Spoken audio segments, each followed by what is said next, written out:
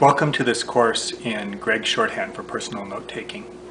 When I first thought of the idea of learning shorthand, I looked for introductory materials that would help me to achieve my objectives. And I found that they weren't readily available. And so that's why that I want to put this course up. The objective of this course is to help the student develop a private and efficient personal shorthand with minimal work. This is a little different than the objectives of traditional shorthand courses, which were to enable people to take dictation or become court reporters. The shorthand that you learn will be tailored to your particular needs, and you will only need to learn the things that you're actually going to use. You can have a shorthand system that is customized to your needs, and you needn't spend extra time and effort learning a lot of material that you'll never use. For those that want to become proficient in dictation or be court reporters, there are existing shorthand courses that you can take, and this one is probably not the best one for you. But if you're just looking for note-taking, this one may suit your needs. Let's move on to the objectives of this particular introductory lesson.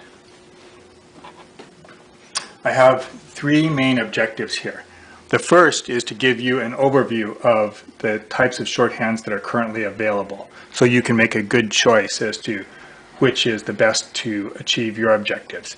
Now, I've chosen Gregg for this course, and I'll tell you the reasons why I chose Gregg, but after seeing what's available, you may decide to choose a different shorthand for your needs.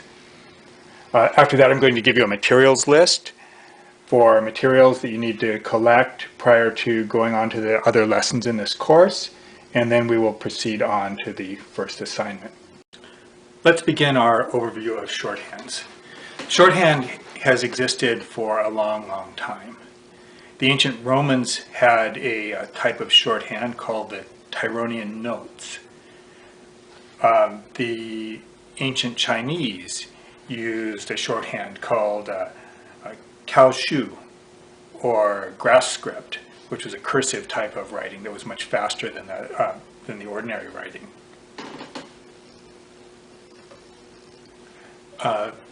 After the Romans fell, and during the Middle Ages, a lot of shorthand writing was suppressed because it was seen as a tool of the devil. But towards the close of the Middle Ages, shorthands were again revived. Numerous shorthands were developed at that time, and they continued to evolve and brought us to our present-day shorthands. So I'm going to now go over some of the common elements that many shorthands have that give them their speed and efficiency. So the first element that they have, and now we can bring our attention to the board here, is efficiency of stroke.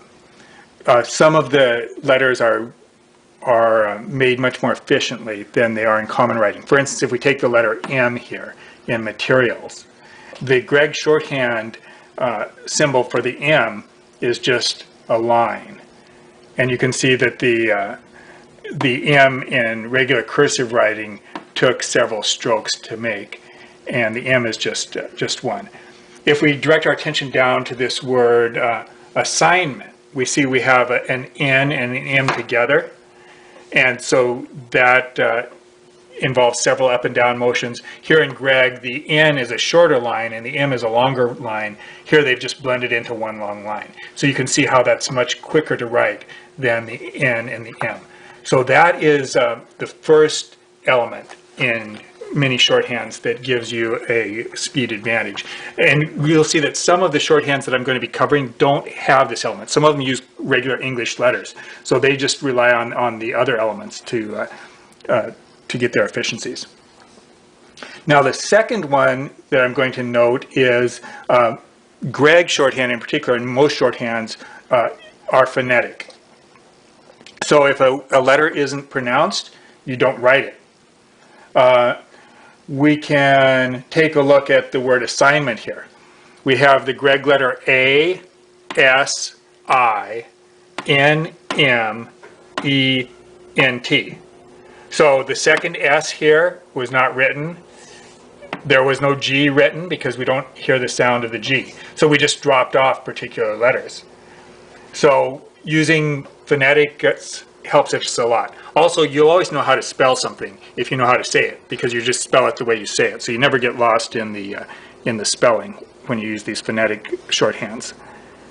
Now, the third element that shorthands use to create efficiencies is abbreviations. And we're familiar with abbreviations. We use them in everyday life. Laser is light amplification by stimulated emission of radiation. And we just say laser. So we can abbreviate particular words or phrases in shorthand. Here's an example. If we look at the first word, objectives, where we've abbreviated a word. We've used the shorthand O and B, and then a V and an S. And that gives us enough information to know that the word is objectives. OB, this V next to the word is usually a TIVE. So that's a convention that's used, and then that S. So you can see, in this case, we haven't even written a lot of the other letters that are in here. We don't have a J and E. So many times vowels, etc., are dropped. The next word here is of, and that's a very commonly used word, so that's just abbreviated by the O, and the F is left off.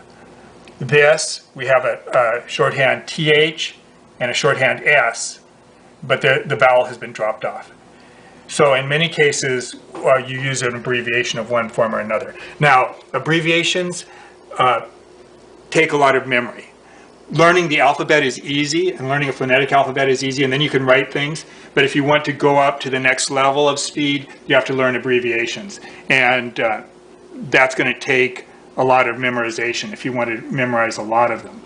Some systems, for instance, the ones that use the English alphabet, rely almost entirely on abbreviations. So you have to learn all those abbreviations. What we're going to do here in this course with the Greggs is only learn the abbreviations that make sense for you to use. And that way we can lighten the memory load that many shorthands impose, where you have to learn a lot of abbreviations. So those are the three elements that shorthands generally use. Efficiencies of writing the letter forms, use of phonetic, spelling, and use of abbreviations. And abbreviations can either be abbreviations for words or abbreviations for entire phrases. For instance, court reporters probably have a very short 1 or 2 stroke symbol for the phrase, ladies and gentlemen of the jury, because that's something that would be said often and they would have to report often, and so they just might have 1 or 2 quick strokes they can write to indicate that whole phrase. You and I probably have little need for that, and so there's no need for us to learn something like that. Okay, so now we can start looking at some of the shorthands that are in existence and that are used commonly. The first one that I want to look at is called Pitman shorthand, and if we can get a close-up on the cover of this book. Pitman is one of the world's most popular shorthands. It's one of the fastest shorthands. It's equal in speed to the Gregg shorthand that we'll be learning. Top writers of Pitman and Gregg can go upwards of 300 words per minute. And these are very, very fast speeds, faster than people speak. This Pitman is also phonetic, but Pitman does have a distinguishing characteristic which helps it pack extra information into the shapes, and that is variation in line thickness. You can see that here in some of these characters, where some of them have very thick lines and others have thin lines. And that actually changes the meaning of the character. So they can pack a lot of information in. Now, unfortunately, most of our common writing implements today don't accommodate variable line thickness too well. Pitman was developed in the days when they were using flexible steel nibs in dip pens, and a flexible steel nib gives you this variation in line thickness very easily with a variation in pressure. I guess a brush can do that too, but a pencil and a pen generally don't do it too well. Some people make Pitman work for them with a pencil by varying the pressures, But for me, I ruled out Pitman as the one that I wanted to use just because of this characteristic of the variable line thickness in the Pitman shorthand. So another very popular shorthand today is what's called T-line shorthand. T-line is used in the United Kingdom and some of the Commonwealth countries by reporters quite a bit. It's a fairly modern shorthand, so it doesn't have the extended evolution that shorthands like Pitman and Gregg have. T-line uses a simplified alphabet, uses the regular English alphabet, not a phonetic alphabet. And let's see if I can turn to the right page. Here it is. So if we look at this T-line alphabet, you see that it uses simplifications of our regular letters. T-line does incorporate some phonetic elements, but you can basically try to spell things the way you spell them in English, and it's not as purely phonetic as, say, Gregg, where you don't even have a letter for X or say, Z. Those letters are just missing out of Gregg, and you will find them here in T-line. T-line is a good choice for personal note-taking. It's used a lot. Top speeds are not as high as the top speeds that can be achieved in Gregg. You also won't find as many existing materials in the common domain for T-line shorthand because it hasn't been around as long. Also, T-line tends to be more personalized. We're going to go with a personalized approach of Gregg, but that hasn't been the tradition for Gregg. And so there are a lot of materials that were made for other people to read in Gregg, and that can work to your advantage. T-line has almost from its inception been a personalized shorthand. And so there really aren't a lot of materials written that other people are expected to be able to read. So that's it for T-line. Again, a very good shorthand. There is a whole family of modern shorthands that are based on the English alphabet. So they do not use a more efficient stroke method for representing the common English sounds. They use the regular Roman alphabet that we're used to. And there are a lot of these. You can see all of these books here on the desk represent various types of those modern alphabetic systems. And you can find a lot of these books published. This little one is one sold at a secondhand store for 10 cents called Shortwrite. And if we open this up, it'll give you a little bit of an idea of how these alphabetic systems work. They just basically have short abbreviations for every word. Some of them use some additional symbols that aren't in English, like we can see in here. There's a couple of things that we don't recognize, and those have particular meanings. I haven't studied this one enough to know what those particular meanings are. Over here we see another funny symbol in their abbreviation for limited. So there are numbers of these. This one, Shortwrite, I picked up. An older one is called speed writing. Here I have one of the original texts for that. And you'll see, again, it's using the English letters. Some of these that just use English letter forms have the advantage that you can type them on a keyboard. And so you can use shorthand on your computer. Now that's something that is not available to Gregg. You're not going to be able to create those Gregg letter forms on your computer without a lot of extra work. This is a more modern text of that same method. And you can see again, we're working with these English letter forms to abbreviate words, or in this case, you'll see entire phrases that are abbreviated with some of our English letter forms. Here's another example that I picked up at a secondhand store of an alphabetic shorthand. It says you can learn it in 15 days. But again, we're just using our common cursive script to write these in a more efficient way.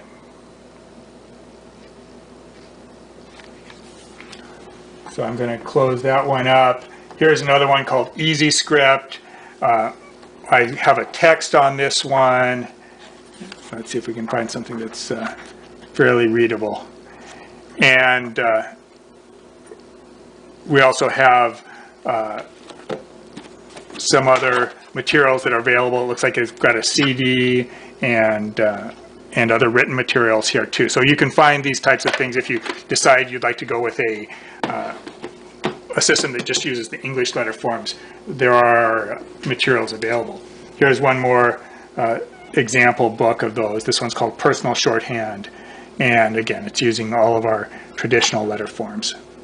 But this is not the one that I've chosen to go with. Again, none of these are going to be able to reach the top speeds that Gregg can reach. Speed isn't as critical for us anymore, and that's why these are still very popular.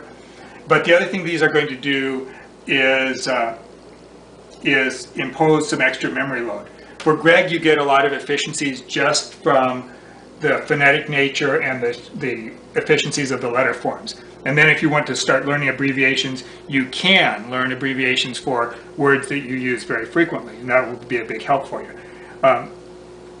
On this type, with the English letter forms, you have to learn the abbreviations, and that's the only way you're getting any efficiency. So you're skipping out on a whole level of extra efficiency by going this route. Okay, the next family of shorthands I want to talk about is the historical shorthands. In the 1400s, 1500s, 1600s, 1700s, 1800s, hundreds of shorthands were developed. And they evolved. Some of their best characteristics flowed through to shorthands like Pitman and Gregg. But if privacy is a big concern for you, some of the historical shorthands might be worth your consideration. There are still Gregg writers and Pitman writers in existence. So if someone wanted to make sense of your shorthand notes, they could, at a cost, find some Gregg writer or a Pitman writer and get close to translating your notes. You would probably have some personal abbreviations in there that they couldn't figure out, but they could get most of it. And in fact, there are services that attorneys will hire that can actually do this. And they'll charge 25 cents a word, 50 cents a word or something to translate some Gregg shorthand. But if you take something like this, and this is one of the historical shorthands, this is just an old book I got called Paragon Shorthand. And you can see it, hey, it looks similar to Gregg in terms of the writings you've seen on the board there, but the letters mean different things and they're connected in different ways. And so a Gregg writer couldn't make heads or tails of this Paragon shorthand. And probably very few people in the world can now either. So if you're concerned about privacy, if that's one of your major reasons for learning shorthand, I would suggest that you take a look at some of the more obscure historical shorthand. And as I've mentioned, there's hundreds of them. And if you get one of those and put your effort into learning it, virtually no one will be able to read what you've written. These shorthands, I think the modern ones that survived, Gregg and Pitman, took the best of these historical shorthands. So if privacy isn't your major concern, I think you're going to get more mileage for your effort by learning one of the modern ones. But again, privacy might tip you over into this direction.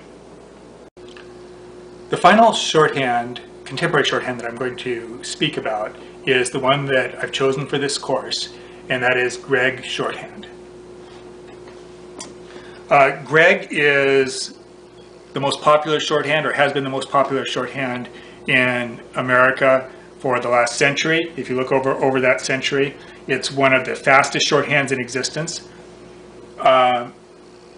This here on the desk is a facsimile of the 1888 first edition of Gregg shorthand. And this is a 28-page pamphlet that was produced in Scotland. There are very few originals left existing, but we do have it in electronic form now that's available to us. This gives all of the elements of the alphabet that have been used in the subsequent versions of Gregg shorthand. You'll notice on the top of this it says light line phonography. back in the time this was written, many of the shorthands used the same elements that Pitman did, where they would use line variations. And for Gregg, this was a selling point, that this used a single line width. Or if you wanted to vary your line widths, like I've done on the board here, since I'm using a pen that has a chisel tip, the line widths vary, but it doesn't carry any meaning. So I'm free to vary the lines as I would like. So I've got thick here and thin here, but it doesn't matter. If it was just a ballpoint pen and I made the same shape, it would have the same meaning. So that is one of the strong points of Gregg in this modern world, where we work with pens and pencils, is that light line characteristic, as Gregg called it. It does have very efficient stroke shapes. Usually any letter is represented by basically a stroke in one direction or another, or a circle. So they're very easy to make. They're not complicated like an M that we might have, or an H, or one of those complex characters. Also, it has good connectivity, very similar to our handwriting. So you can connect from one character to another and run them all together fairly easily in Gregg. Another major advantage to Gregg is there are a lot of materials on the market. And I'm going to just spread out some of these books, Gregg books. So here we see speed studies. Here is a shorthand dictionary, and we're going to see much more of this in the course. Here is a Gregg shorthand phrase book that covers abbreviations for phrases. Here's an early version of Gregg shorthand, and this one I believe is about 1916. Here's some more words and phrases. Here's Gregg speed studies and fundamental drills. There have been magazines that have been published. This one is from the 30s for secretaries, but it has Gregg materials in it. Here are some additional Gregg texts. This is the Diamond Jubilee series here. We've got the Series 90 series. So they've come out with different texts. Now, they all use essentially the same Gregg alphabet that we're going to be learning. Where they'll differ is the types of abbreviations that were taught and the number of abbreviations that were taught in these various systems. Now, this version from 1916 was probably the fastest version, but it used quite a few abbreviations and a lot of special rules. So it was there was quite a memory load that people had to carry around with this. So it came out in 1988. It evolved with a bunch of more elaborations through about 1916, 1920 or so.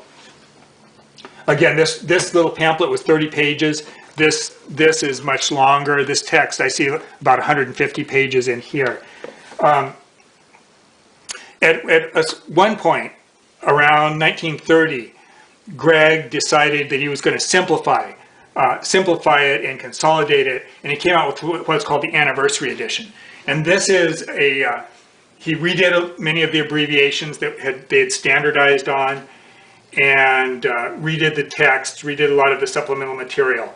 And that Anniversary Edition was also very, very fast, just a tad slower than the other one. It was easier to learn, and there were a lot of materials that were produced in that Anniversary Edition. Later on in this course, we're going to use the dictionaries from that Anniversary Edition and perhaps the phrase book from the Anniversary Edition as resources.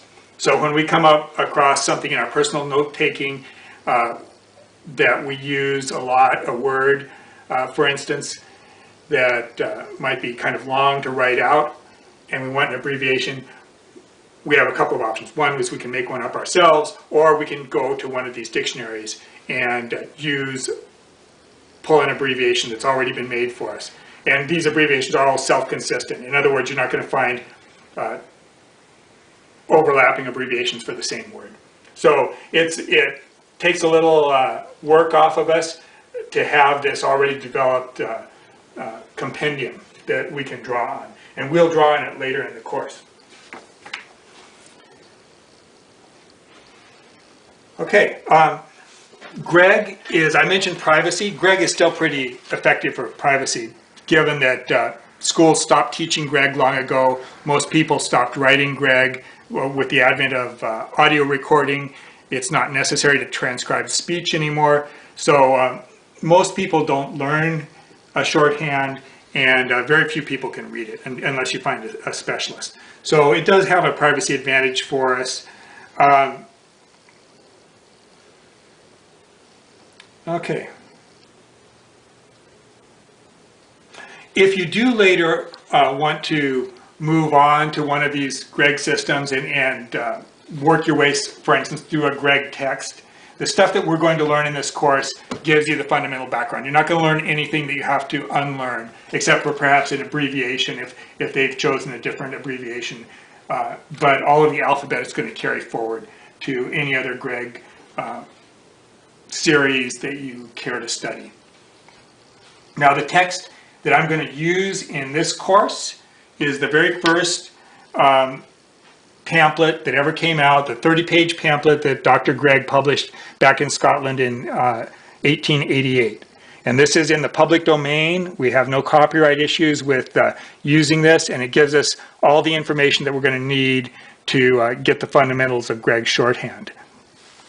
There are a couple of little differences I'm going to go over with you as we go. So you'll, once you've copied out your copy, you'll have a red pen too, and you can make some little notations for a few small elements that have evolved away from Dr. Gregg's original pamphlet version. So we've covered our first objective, an overview of various contemporary shorthands. And now I'd like to go over the materials that you're going to need for this course.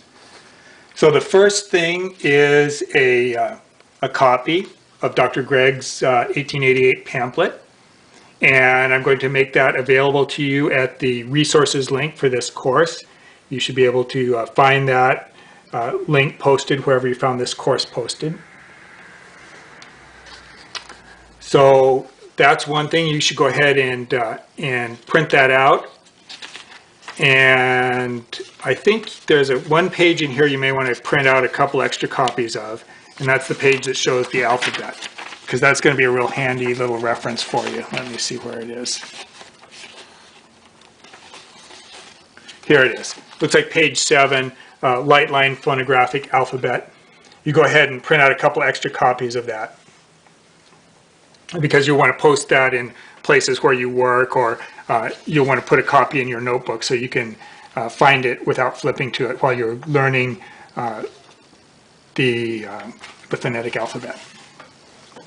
Okay, so that brings us to our next thing on the materials list for you to print out, and that is some dot paper. Here's an example of dot paper. Gregg shorthand, many of the letters are distinguished by their length. So having a grid that can enable you to compare lengths easily, especially when you're learning, is very valuable. Later on, you probably won't need it, but I use dot paper all the time, and I find it very handy. This dot paper is 6 dots per inch. You can either go to the internet and find a dot paper generator and generate up something at 6 dots per inch, which is the size I recommend, or I will try to post a copy in the resources that you can just run off your printer. Later on, after you've tried it a little bit, you might want to vary the dot spacing, but for now I would recommend that you go with 6 dots per inch. One of the common beginner mistakes is to start writing too big, and of course I have to write large on my whiteboard for demonstration purposes, but for your practice you'll want to be writing quite a bit smaller. Okay, another thing you'll want is a straight edge, because you'll be ruling your dot paper in various ways. This is some I've ruled, and I'll probably post some up that I've ruled so you don't have to go to the trouble of doing all this, but if the spacing's not right for you or something, you will find a lot of uses for a straight edge. So locate a little ruler. You'll be using that probably quite a bit. The other thing you should get is a notebook to keep your materials in, to keep the text in. You will be taking notes. I'm going to be telling you some things that are not in the textual materials. So you're going to have to write them down if you want to remember them. Okay, I think that's about it for the materials. So we're ready for your first assignment. And I've mentioned some of that. You're going to download and print the Gregg pamphlet. You're going to assemble your notebook, get your 6 DPI dot paper. One set of materials I forgot to mention is you want a dark pen, say a blue or a black pen, and also a red pen, because we'll have a use for those 2 different colors. And once you've assembled those materials, go ahead and read the Gregg pamphlet through the end of lesson 1. And then we will start with using lesson 1 in our next video lesson.